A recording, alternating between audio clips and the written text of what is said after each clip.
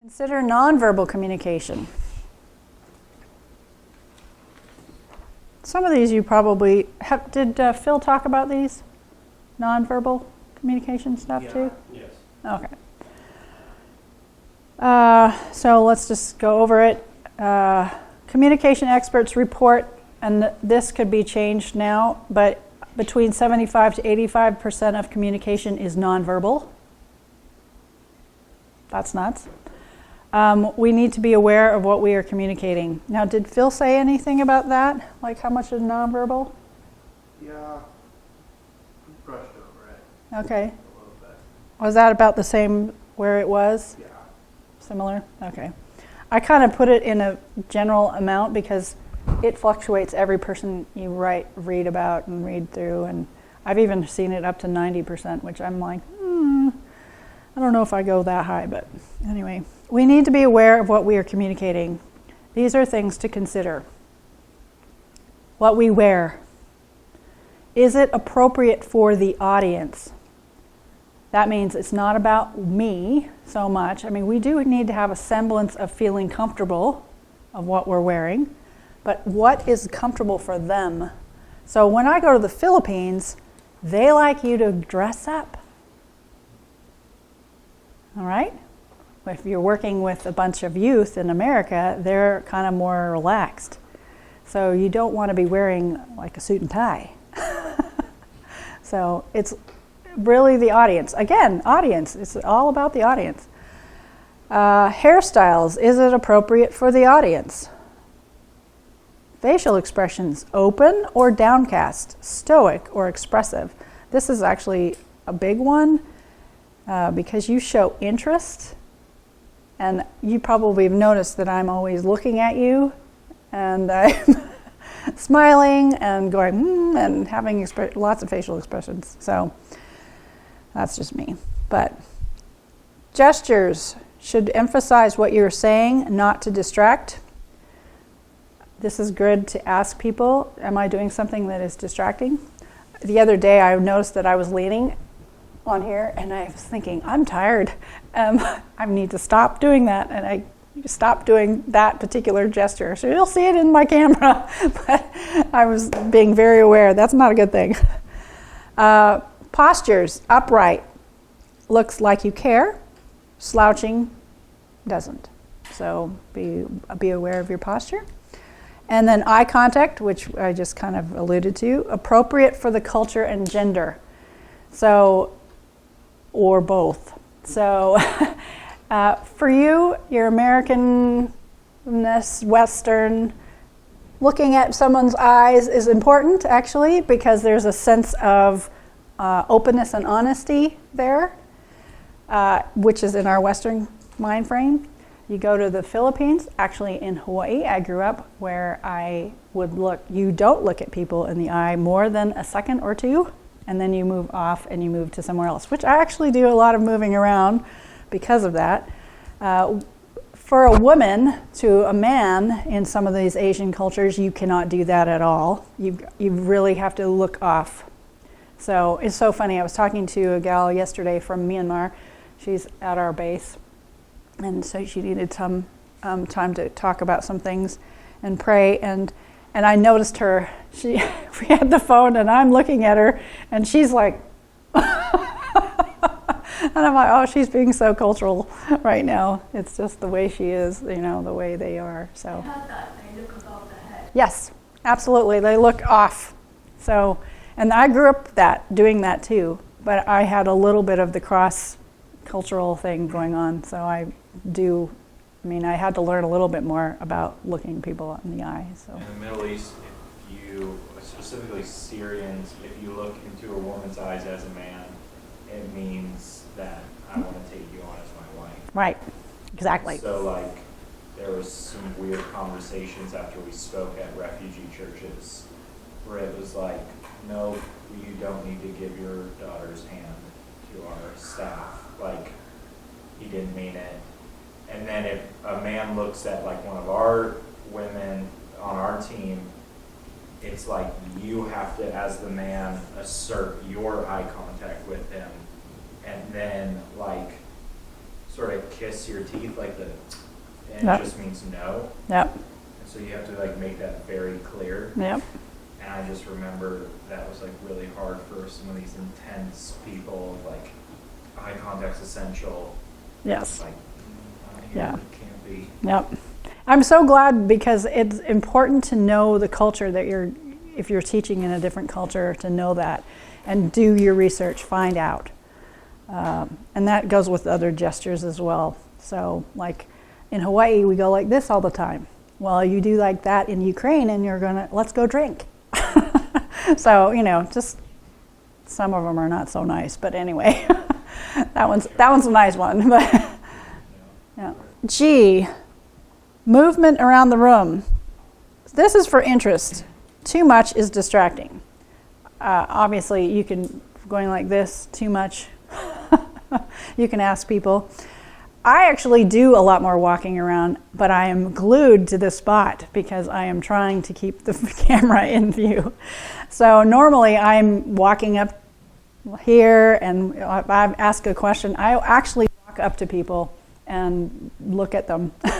And I did that because as a teacher at elementary ed, your presence helps get their attention. And so I kind of did that with that. So when I'm teaching in a regular situation and I don't have a camera on me, I actually use my presence, my body, to do that. Kind of bring, like, I don't know, it actually brings people into listening to what you're saying as well. So you're using that nonverbal communication. And if you don't move, it's really distracting too. So get feedback. Get feedback if you're too much or too little or just right. So I mean, like specifically being like this. yeah, some people, oh my goodness. You've seen the podium, they're holding the podium. This doesn't work as a podium, but you get my idea. They're white knuckling it because they're so fearful. So that kind of a thing. So you want to be comfortable.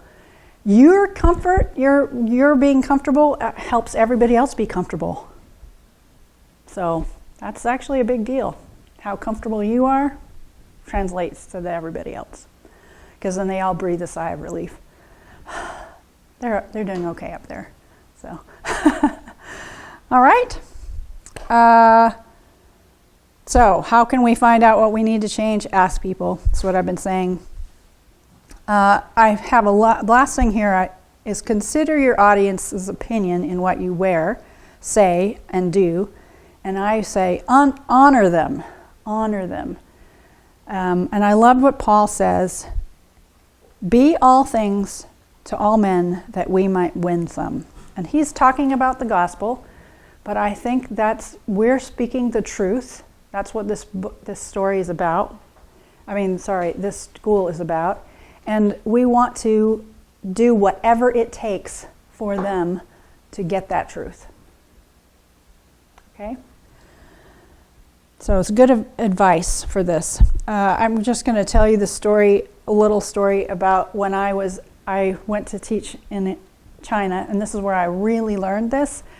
And I was given a book for the curriculum, and I was kind of a lower level reading and writing group, and I think they were like 17, 18, 19-year-olds, but they were considered like technical school. So it was Shanghai Railway Institute. So they were all learning to go and work in railway stations and so on. So I would have them read this passage for homework and underline words they didn't understand. Their reading and writing was probably better than their spoken, so they didn't really understand my speaking. So having conversations with them was pretty intense, pretty hard. So at the beginning, I just would read it so that I would let them get used to hearing someone, native English speaker, speaking the language, speaking it out, this text. And then I'd have them point to me the words that they didn't understand, and then I would try to explain them with no ability to communicate really with language. So I ended up acting a lot. Did you do that? And draw pictures. Yeah, draw pictures. I did draw pictures.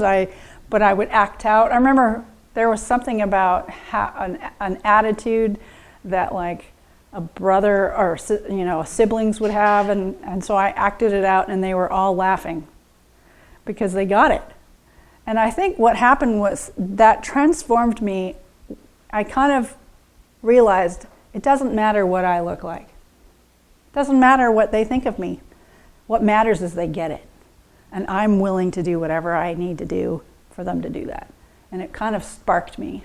And I think that actually changed a lot of how I viewed teaching. So I will do funny things. So anyway, this kind of topic doesn't really lend to that, but you get my drift. So, okay.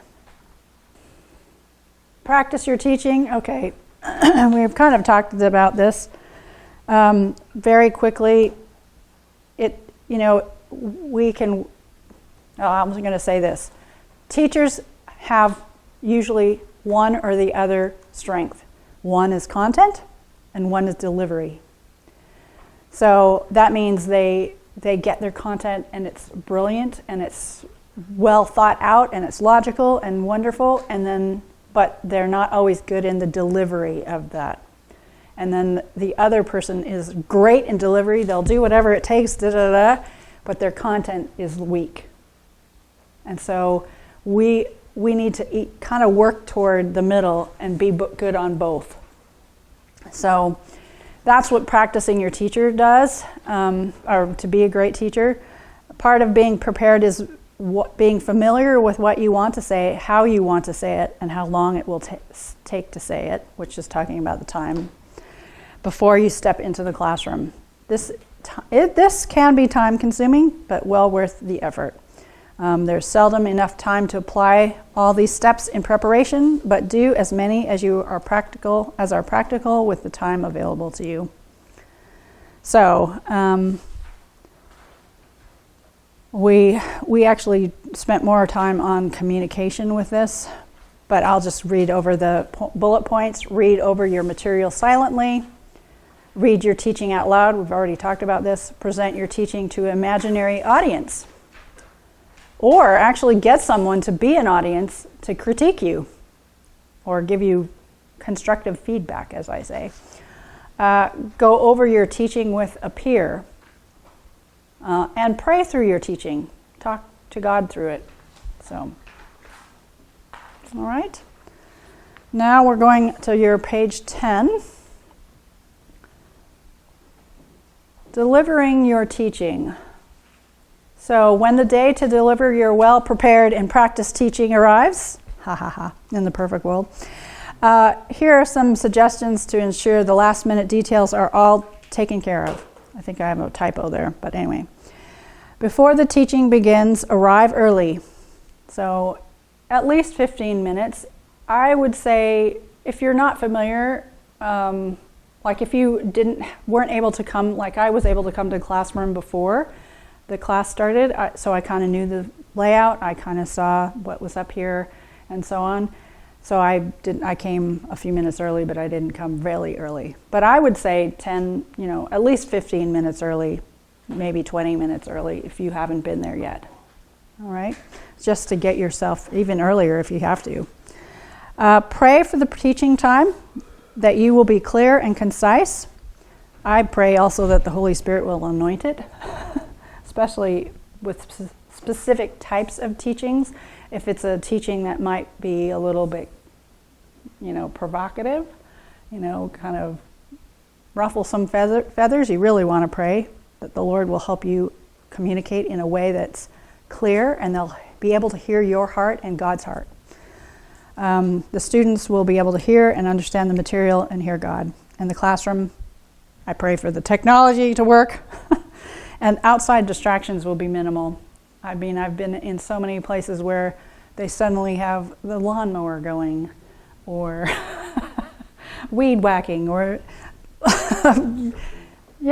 construction going on or something. And you're like, really? Of course this is going on. So it happens a lot.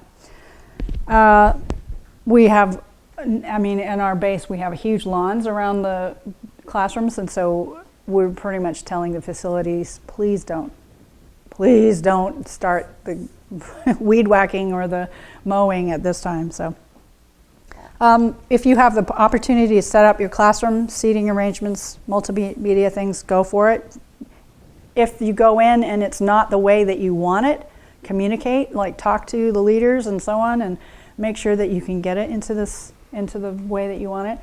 This is my actually perfect way of doing it. I love having it around or horseshoe or whatever. I think it's a much more conducive way to teaching. We'll talk about a little bit more next week. Write something informative or eye-catching on a board or flip chart or a paper to put on the wall if you need to do that, or you can use your PowerPoint. If you have extended days, write out an outline. So I didn't write an outline, but I could have, but I don't have a really big whiteboard, and I knew I was going to need it. So if you have a big whiteboard, then it's good to write out the outline. I did tell you about it, though. And then, let's see. After teaching has begun, observe your class or audience. If they're bored or do not understand you will see this in their body language. So, what do you look for in their body language when people are bored or not getting it? Their eyes are closing, or they're glassy-eyed, or they're not focused on you. Usually looking like totally different way. Yeah. Like it's natural for it to kind of like slowly like we're still listening, and it's like one thing, and it's like. Or they're like this, or they're just like this. You can see it in their body. Their body slouches, and they just are not like you guys are looking at me, so it's like he's yawning, but he. Oh, I'm sorry. I was listening. I know you were. Focused on the computer. Right. Actually looking at Facebook or something. Exactly. You can see them. Totally. You can tell. You start reading people's bodies, because seriously, it's going to help you.